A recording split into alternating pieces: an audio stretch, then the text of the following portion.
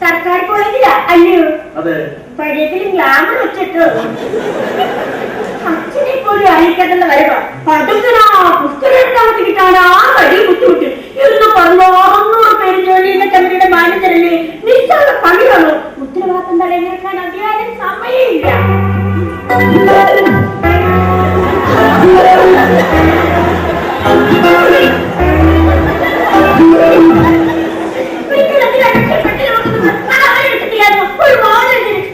പെട്ടി ചുമക്കാൻ എന്നെ പോലെ പരിചയം എവനുണ്ടോ?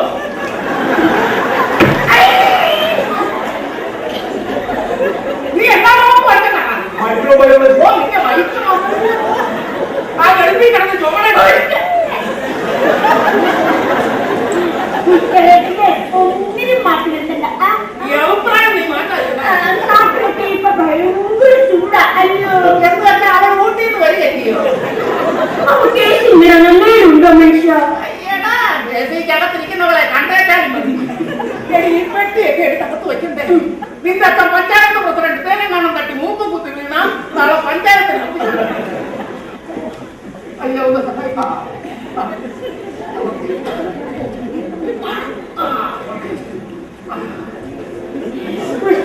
ഭയങ്കര തമാശക്കാരനാണ്. പക്ഷേ ജോലി സ്ഥലത്തേക്ക് ഭയങ്കര സ്ട്രിക്റ്റ് ആണ് കേട്ടോ. ഇപ്പൊ നന്നായി. കഴിഞ്ഞ വെള്ളിയാഴ്ച വിളിച്ചപ്പോഴും നിങ്ങൾ വരുന്ന വിവരം ഒന്നും പറഞ്ഞില്ല എന്ന് പറഞ്ഞതിനകത്തുനെ പുഷ്കരത്തിനകത്ത് കിട്ടണ്ടേ? നീ വീണ്ടും വരുന്നല്ലോടെ മറ്റേ തൈലം കേൾക്കുന്നുണ്ടോ? ടി വി കണ്ട? ഓ, ഞാനൊരു 6 കുപ്പി വരെ കേട്ടു നോക്കി. മെലിഞ്ഞത് പുഷ്കരത്തിനാണ്.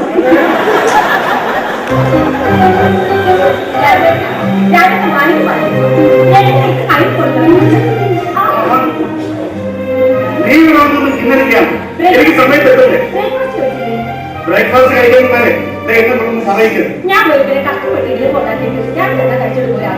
നീന്റെ ലാപ്ടോപ്പിൽ വണ്ടിയുടെ ടി വി നീണ്ട ഒരു മുന്നിട്ടില്ലാത്ത ഞാൻ പുഷ്കരത്തിനുണ്ട്. അല്ല, ഈ വെളുക്കുന്ന ഇനി ഒരു ന്യൂ ജനറേഷൻ ബാങ്കിന്റെ മാനേജർ എന്നൊക്കെ പറഞ്ഞാൽ വെളുപ്പിന് 5 മണിക്ക് എന്നാണ് അത്രയും നല്ലത്. രാത്രി 8 മണി വരെയും ബാങ്കിൽ നടക്കാം. അതൊക്കെ ഇവിടെ പോലുള്ള ബ്രോസർമാർക്ക് പണിയെടുക്കാതെ കാശില്ല. ചുരുങ്ങിയ കാലത്തിനുള്ളിൽ ഇങ്ങനെ ഒരു അവസ്ഥയിലെത്തിയത് മറ്റൊന്നും ശ്രദ്ധിക്കാതെ പണിയെടുത്തിട്ട് പണിയെടുക്കുന്നവരൊക്കെ ഒരു കൊച്ചുള്ളവരെ ബോഡിയിൽ കാട്ടുന്നതാണോ പണിയുന്നത്? എനിക്ക് നിന്നോടൊന്നും ഒരു യോജിപ്പില്ല. അളയും കാണുന്നില്ല യുദ്ധം. അതിനിടയ്ക്ക് മോളെയൊക്കെ നോക്കാൻ ആർക്കാ സമയം? ഒന്നിനും സമയമില്ലെന്ന് പറയുന്നതാണ് പുതിയ കാലത്ത് പരിഷ്കാരം. അല്ല, അലി കൊത്തു കൊടുക്കാൻ കാലത്തോടെ പോവാ. ഒരു ബാങ്കിന്റെ ഏരിയ മാനേജർ ഞാൻ എന്ന് കരുതി ആളുകളെ തൂക്കിക്കൊള്ളാനുള്ള അധികാരമൊന്നും ഇല്ലാട്ടില്ലല്ലോ. അതിൽ പ്രയാസപ്പെട്ട കാര്യമാ നിന്റെ മാനേജ്. ഇയാൾ വല്ലാതെ കറക്കുകയും ക്ഷണിക്കുകയും ഒക്കെ ചെയ്യുന്നുണ്ട്. വെയിലത്ത് കിടന്ന് തോണ കുത്തിയാൽ ആരും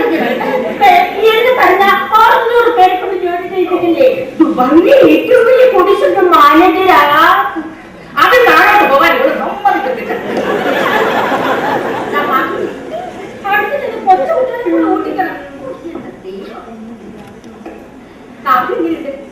നീ കുടിക്കാവുന്നതാണ് മനസ്സിലാക്കുന്നത്. ഞാൻ ആദ്യത്തിന് വേണ്ടി നീ വോട്ടിനകത്ത് ഓരോന്നിനും അഭിപ്രായം പറയാൻ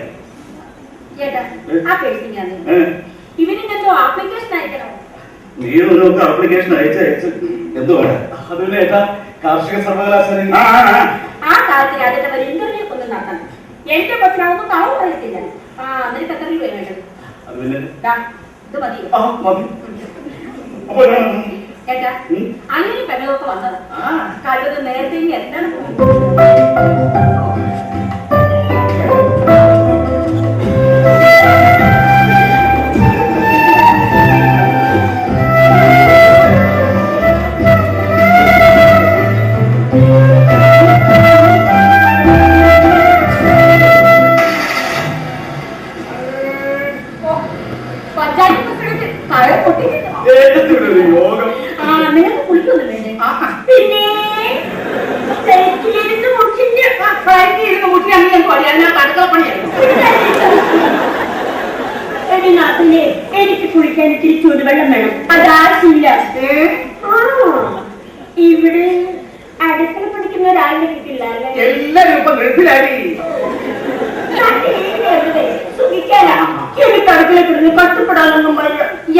പറഞ്ഞു അടുക്കള കയറാൻ.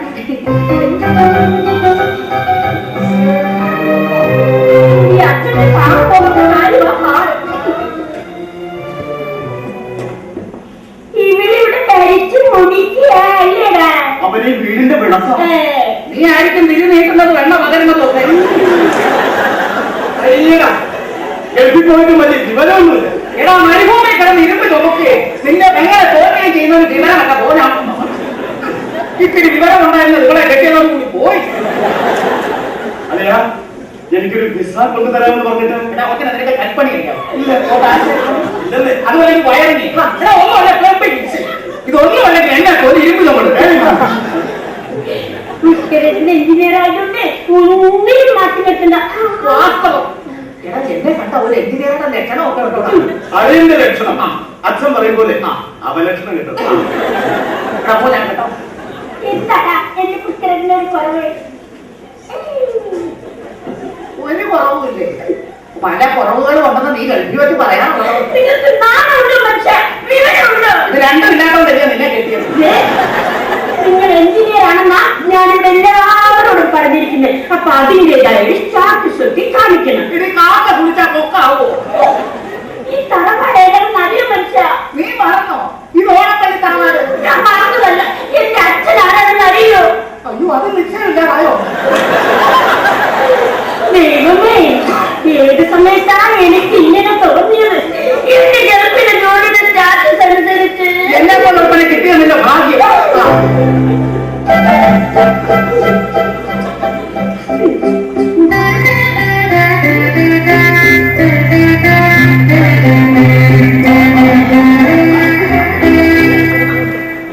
പിന്നെ സുഖമാണോ?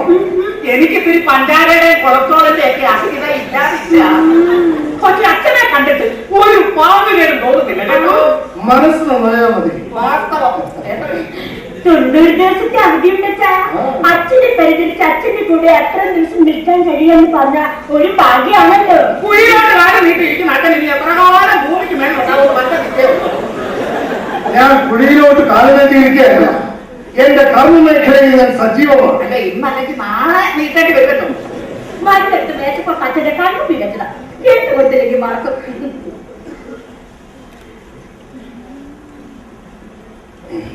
എന്റെ കുറെ നേരം നിൽക്കുക.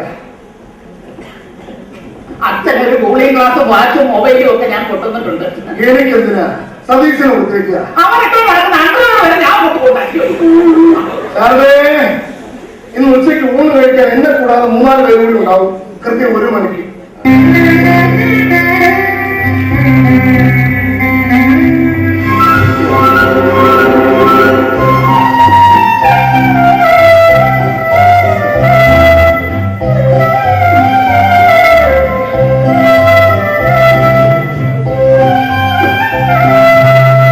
നീ കളിച്ചോ? പേരിനെന്തെങ്കിലും നീ കൊണ്ട് വന്നേക്കാം. ഇപ്പൊ പോയില്ലേ വൈകും? ഞങ്ങൾ കൂടെ കൂടി നിൽക്കാതെ നേരത്തെ വീട്ടിലെത്തണം.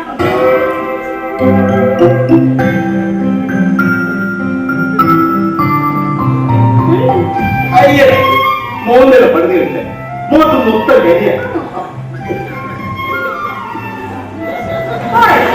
അടുത്ത എന്റെ മുഖത്ത് പരിചയമുണ്ടാകുന്നുണ്ടോ?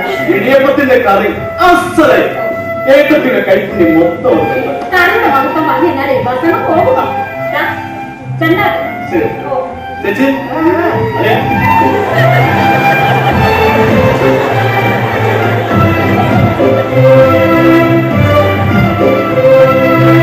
സുഷമയ്ക്ക് ചൂടുവെള്ളം വേണമല്ലേ? ഇവിടെയോ? എനിക്ക് കുളിക്കണമെന്നാണ് പറഞ്ഞത്.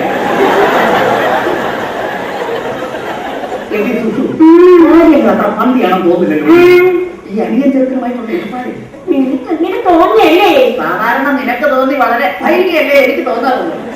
പക്ഷെ ഇതങ്ങനെ അവര് കുടുംബത്തിൽ പറഞ്ഞ സ്ത്രീയാ, കാര്യം പ്രാപ്തിയുള്ളതാ. നാളെ ജോലി ഇനി ഒറ്റയ്ക്ക് ചിരിച്ചോണ്ട് ചെയ്യുന്നത്. 3 മാസത്തെ ലീവ് ഉണ്ടെന്നല്ലേ പറഞ്ഞതാ. വീട്ടിലൊക്കെ ഓ ജഗദീഷ് പോവാണോ? അതെ, ശാരദ പ്രൊഫസർ കീടം വന്നിരിക്കുന്നു. ഇല്ല, വഴി അതുമില്ല. അല്ല ഉണ്ടായിരുന്നെങ്കിൽ ഒരു കാലം തികത്ത് ഒരു കുപ്പിയൊക്കെ തന്നുകൂടായിരുന്നു. എന്റെ ഭാഗ്യം.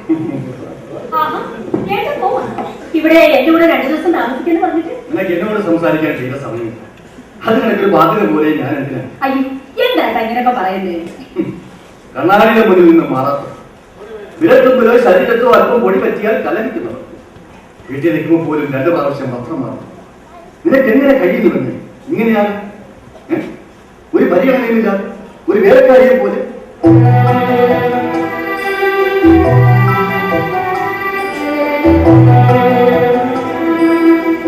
എംഎസ്സിക്ക് വസ്ത്രാംഗം നേടിയ എന്റെ അനുജൻ വീട്ടിൽ നെൽക്കും എഴുതിയെടുക്കണം. അച്ഛൻ നിന്നെ പറ്റി ചോദിച്ചാൽ ഞാൻ എന്ത് പറയണം? നിനക്കിവിടെ സുഖം, ഒരു മാറിനെ പോലെ, ഒരു വേലക്കാരി